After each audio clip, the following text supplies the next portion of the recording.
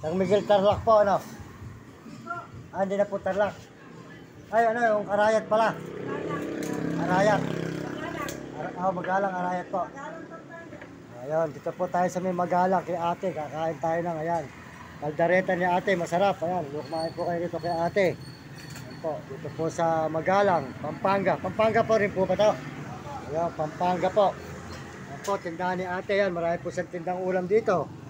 Nakita po niyo ang tindahan ni ulam ni ate. Mga nagugutom na mga galing sa biyahe. Ayan, kumain po kayo kay ate. Ayan. Suportahan po niyo ang tindahan ni ate.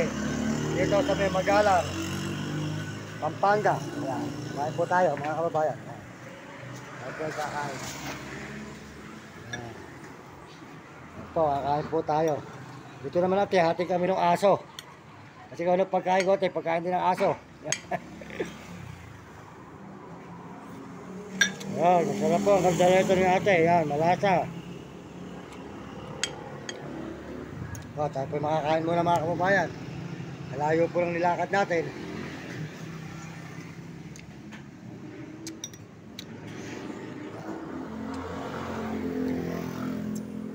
Po, ang pagkain ni ate, masarap ang luto.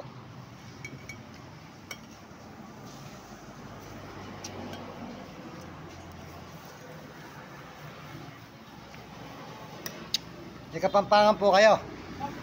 Nanay ko po Kapampangan din eh. Kaya makasumbot ko rin po ng Kapampangan, marunong din. May po tayong dako, Palit Pampanga. Sa Sukat.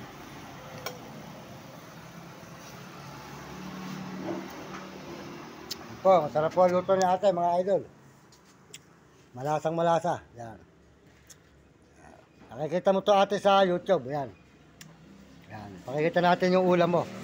Para mga nagugutom na mga nasasakyan. Yan. Yan po, kumain kayo rito sa tindahan ni ate. Yan, marami siyang ulam. Yan, diyan ko na po tatapusin ate. Yan.